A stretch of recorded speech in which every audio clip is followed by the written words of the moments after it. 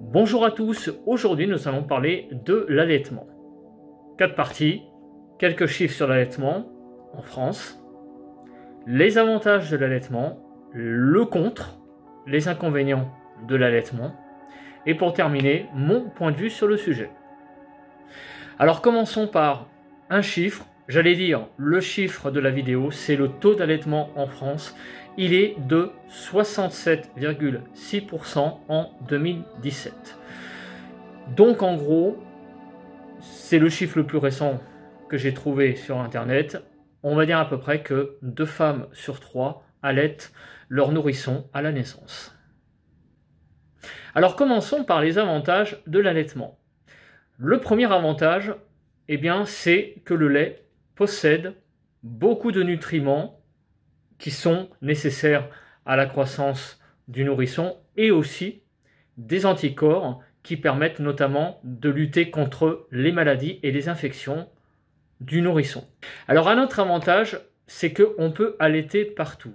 Si on reste factuel, binaire, sans point de vue, vous voyez bien que il est plus facile pour une mère de famille de allaiter son enfant dans un endroit donné que de faire un biberon. Voilà.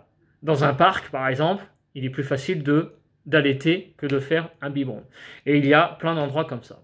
Donc l'allaitement, j'allais dire, est quelque part plus facile n'importe où que le biberon. Un autre avantage, c'est que allaiter, ça prévient de la constipation pour le nourrisson. En effet, il y a des nutriments à l'intérieur du lait maternel, des composants qu'il n'y a pas dans le lait reconstitué artificiellement. Le lait maternel contient des bactéries intestines qu'il est impossible de recréer artificiellement. Un autre avantage, c'est que allaiter ne coûte pas d'argent. Cela va de soi. Allaiter, c'est le sein, c'est le lait maternel, c'est un aliment qui provient de la mère, versus le lait artificiel qu'on achète en supermarché et d'ailleurs qui n'est pas donné au passage. Donc ça fait quand même des économies d'argent parce que le lait, il en faut beaucoup. Puisque le nourrisson au début de sa vie ne mange que ça. Voilà. Donc il faut beaucoup de lait artificiel si vous ne pouvez pas allaiter votre enfant. Donc ça coûte une certaine somme d'argent versus le lait maternel. Alors un autre avantage qui est un petit peu plus du domaine médical, allaiter prévient le cancer du sein. Visiblement, si on prend une cohorte de femmes qui ont allaité versus une cohorte de femmes qui n'ont pas allaité, apparemment, il y aurait une différence assez significative entre les deux. Notamment le cancer du sein, apparemment, c'est un facteur assez déterminant. Les femmes qui allaitent ont moins de chances d'attraper un cancer du sein que des femmes qui n'allaitent pas. Un autre avantage, c'est que la succion pour le nourrisson du sein est très stimulante. Cela permet donc de développer tout simplement les muscles de la mâchoire, donc bref, de développer cette partie du corps. Plus que le biberon qui est un geste un petit peu plus assisté. On va dire que le biberon, le lait coule beaucoup plus facilement alors que pour l'allaitement, l'enfant il doit un petit peu plus, on va dire, sucer plus que le biberon. Donc ça, c'est un avantage, on va dire, anatomique, quelque part pour l'enfant plus tard, c'est de développer le réflexe de succion et de développer aussi donc les muscles de la mâchoire. Plus qu'un enfant donc qui est nourri au biberon.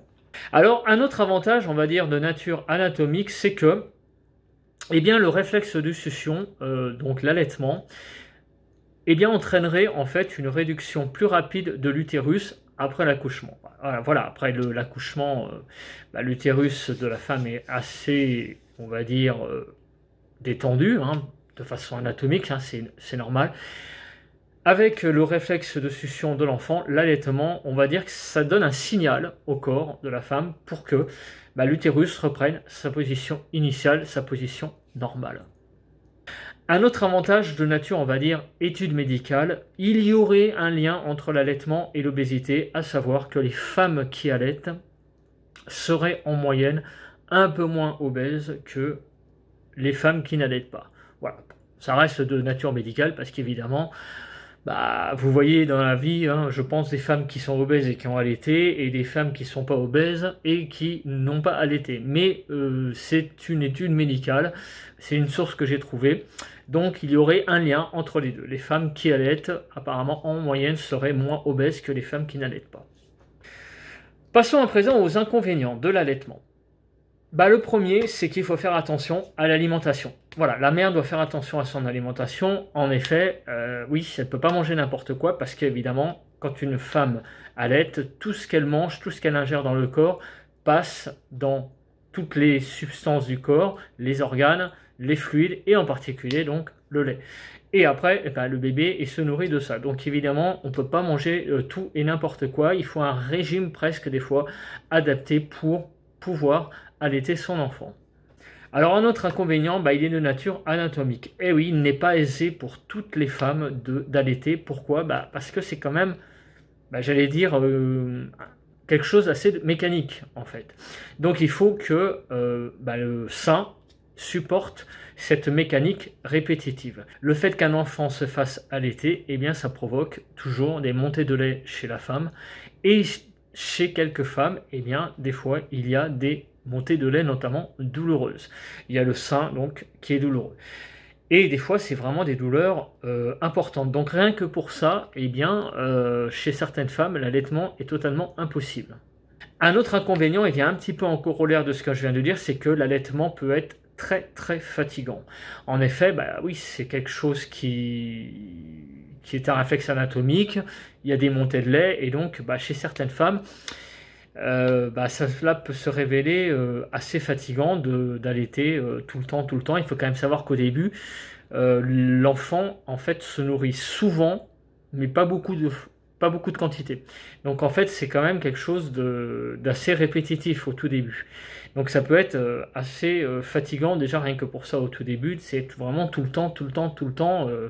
Et ben anatomiquement, il y a des femmes qui ne peuvent pas et c'est très fatigant.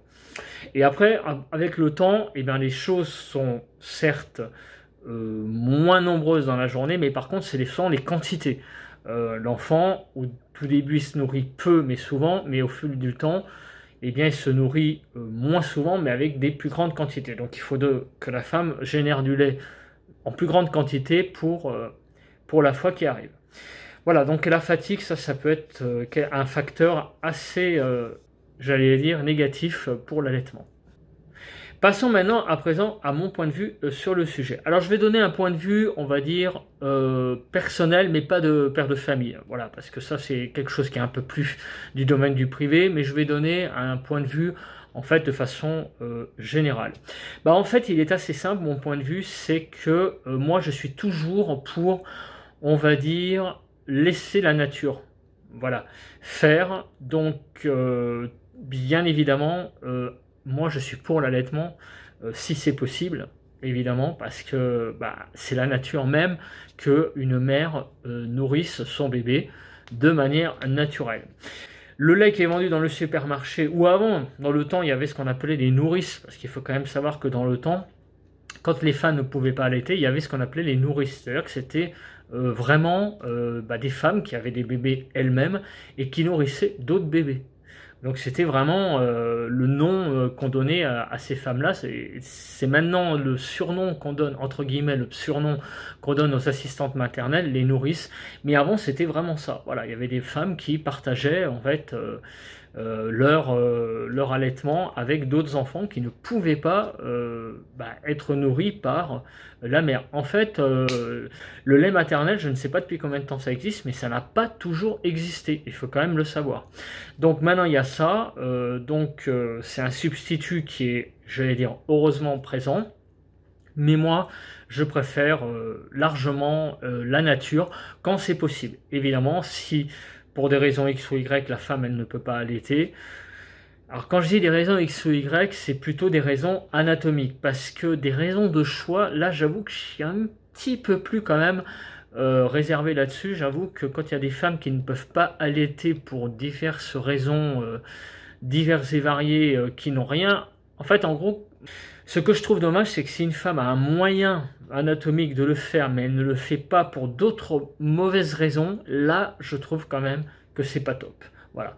Après, c'est mon point de vue personnel. Il peut y avoir des raisons, des très bonnes raisons, mais moi, la seule vraiment, la vraie raison qui, je pense, empêche pour moi l'allaitement, c'est la raison anatomique et aussi la difficulté de l'enfant. Parce qu'il arrive, dans certains cas, qu'en fait, la jonction ne se fasse pas, la mère veut allaiter, mais l'enfant a du mal, pour des raisons X ou Y, l'enfant a du mal à trouver le sein, enfin, il trouve le sein, mais a du mal avec la succion, les choses se passent pas très bien, la jonction se passe pas très bien, et donc ça arrive que des fois, eh ben, comme les choses se font pas bien, il faut qu'à la maternité, il fasse un choix, et le choix en général, bah, c'est ou bien j'allaite et tout va bien, et l'enfant est allaité pendant plusieurs mois, ou bien à la maternité, les choses se passent pas très bien et à la maternité, ils choisissent, bah non, il faut passer plutôt à l'allaitement vers le lait artificiel. Et là, voilà, l'allaitement après c'est assez mort, quoi. Parce qu'en général, une fois que le gamin a pris le chemin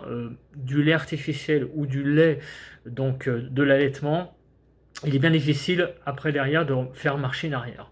En général, le choix se fait dès les premiers jours.